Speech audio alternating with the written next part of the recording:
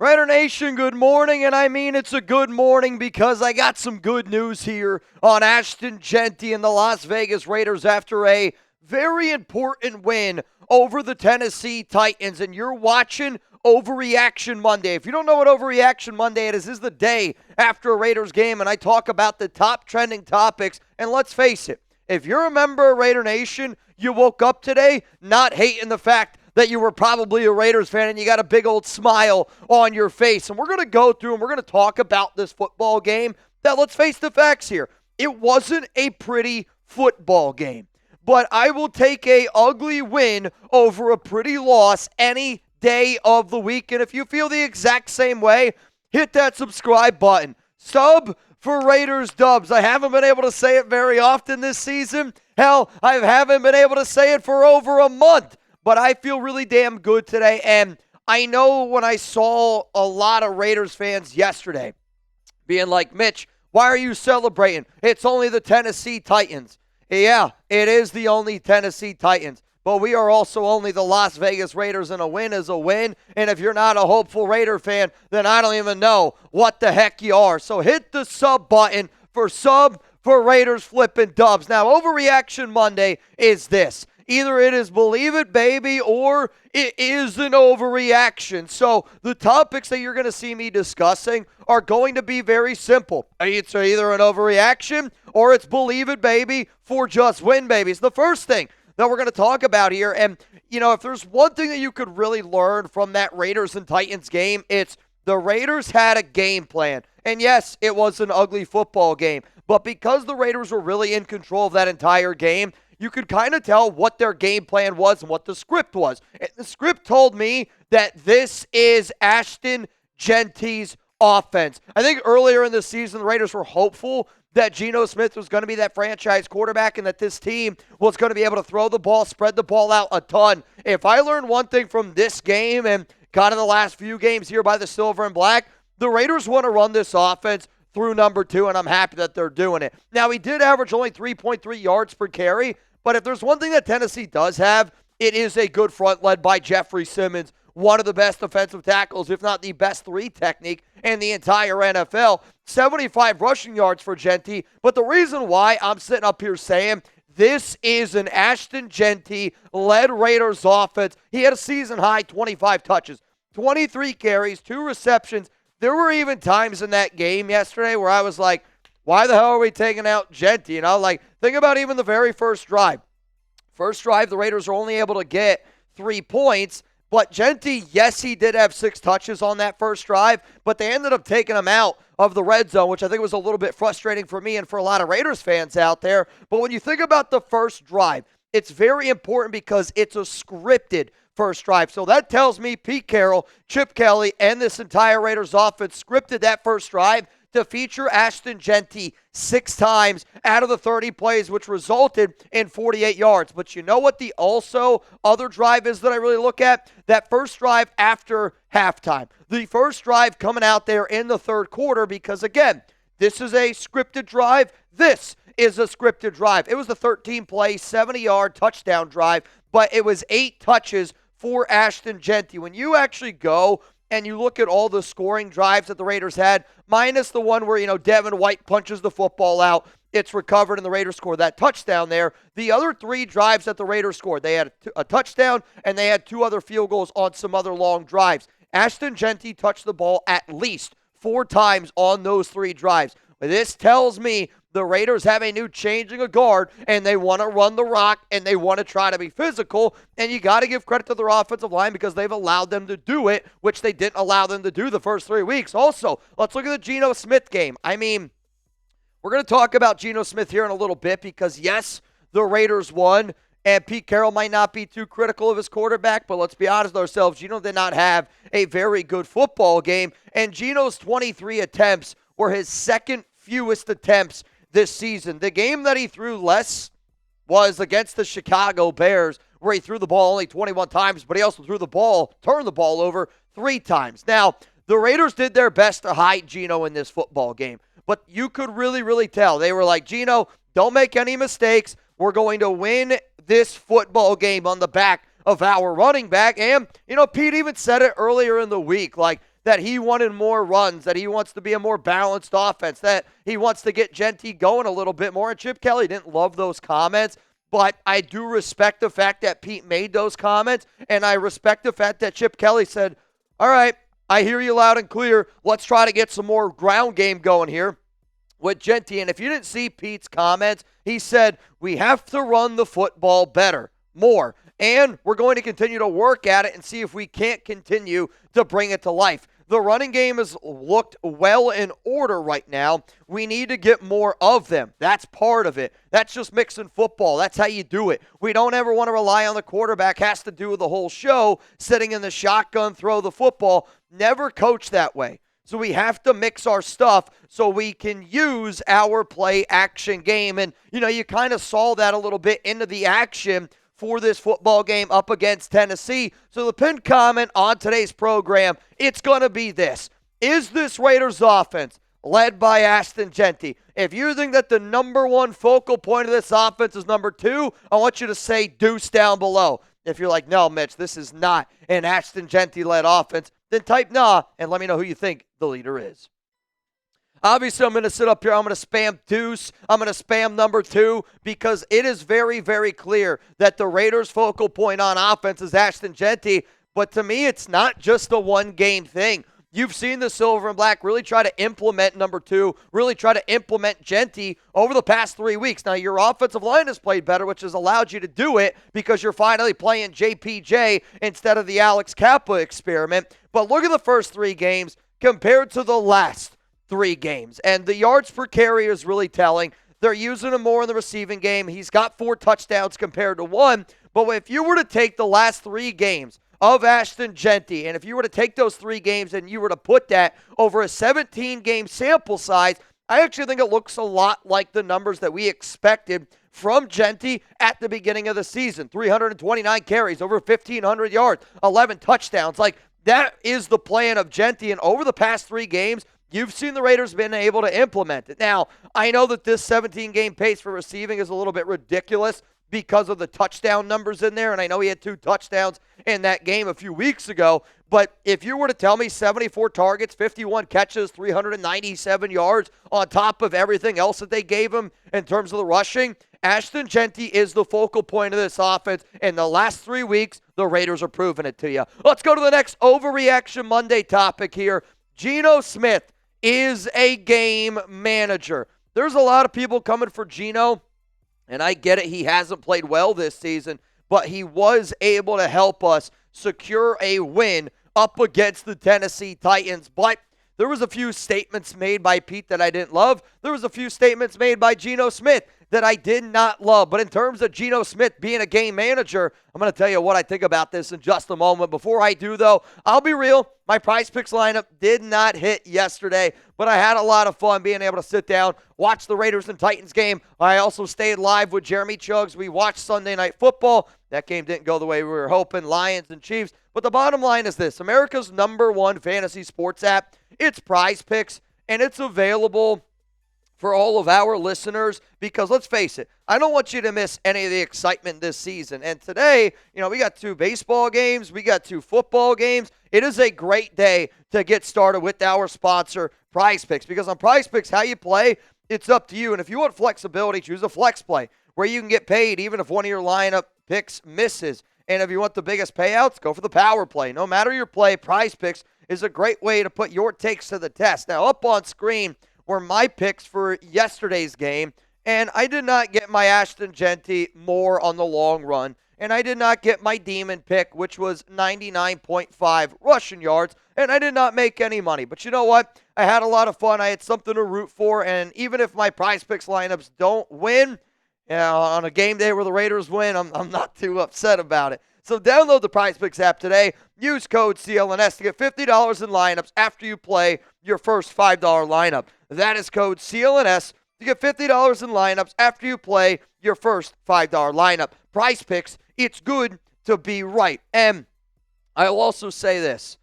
I mean it when I tell y'all, PrizePicks is going to be a good time. And if you've never done it before, that link is down in the comments. It's down in the description. Today's the best day to do it. 2 games baseball, 2 games football. What more could you ask for? Is Geno Smith the game manager? Yes, believe it, baby. And the only reason why I'm bringing this statement up here is because at the beginning of the year, I did a lot of conversation about, hey, I think Geno can be a top 10 quarterback. Hey, I think Geno Smith is the 14th best QB in the NFL. He's not in the top 20. I don't even know if he's in the top 25. And yes, the Raiders were able to get a win, but I also don't want to take the pressure off of number 7 because it still wasn't a very good game. Now, I'm saying he's a game manager, and I'm trying to be respectful in that because the Raiders are turning him in to a game manager. They are not allowing him to throw the ball down the field. They want him to take the dink and dunk. They don't want him to turn the football over. And everything that you saw in that Titans game is they want Geno Smith to be a game manager. It's exactly what that game plan was.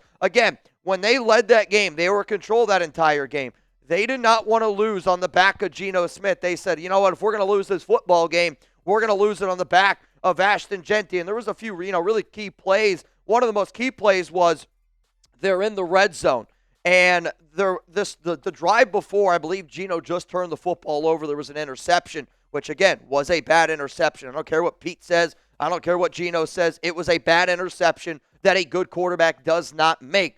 But there was a 3rd down and 8 play. And instead of trying to go for it to really put the nail in the coffin to make it a 24-point lead, or to give them 24 points, they said, you know what, no, we're just going to run the football, we're going to settle, and we're going to end up just taking the field goal. I don't want to risk it. They were very, very conservative, but they were very conservative, the entire game. And maybe that's the recipe for success here for this Raiders team. We can't rely on Geno Smith to carry us to a victory. We need to rely on Ashton Jeanty to carry us to a victory. But Geno just got to play it safe, and he can't turn the football over. So, when you really watch the tape, that's what that game plan told me. The Titans' game plan from start to finish was Geno Smith, check it down, do not turn the football over. He still turned the damn football over. But look at these numbers here, courtesy of Ryan McFadden. Despite the win, Raiders' Geno Smith averaged 2.9 air yards per pass, the second lowest mark by any quarterback in a game this season.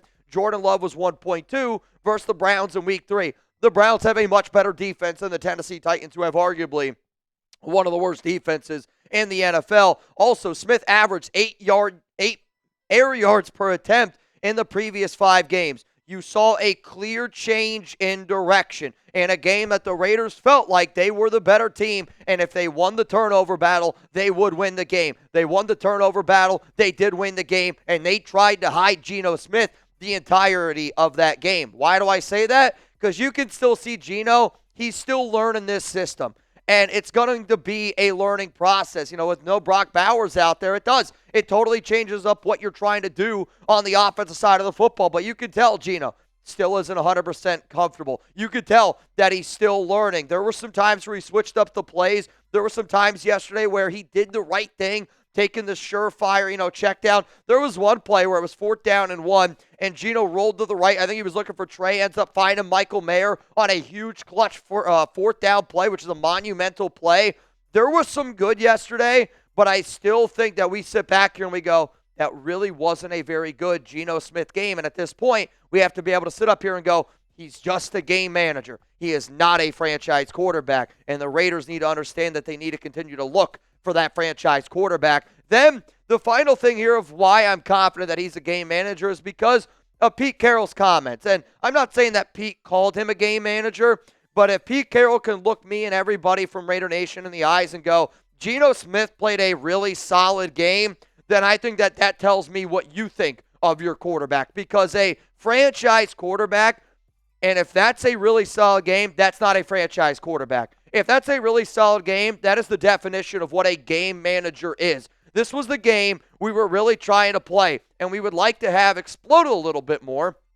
They stayed off in deep coverage a great deal this game, so we just took advantage of checking the ball, doing our thing, the right reads, all of that. And I do think that Geno made a lot of the right reads. Again, 17 to 23, they were moving the ball down the field. They were taking, what the defense was giving them. But does anybody here have a lot of confidence in Geno Smith right now? If you do, type 10. If you're still not confident in Geno Smith, then let me know down below because I want you to grade it. Despite the Raiders getting a win, and despite Pete Carroll saying that, the interception, there was nothing that Geno could do, and despite really Yesterday's game was a difficult one for me because I'm happy that we won, but it's also like we didn't look very good against one of the worst teams in the NFL and the Tennessee Titans. And I know there's still a lot of people out there that are like, I don't believe in Geno Smith. So what I want y'all to do is you're about to get in with another YouTube ad break. While that ad is playing, scroll on down and give me your honest opinion. What's your confidence level right now in Geno Smith?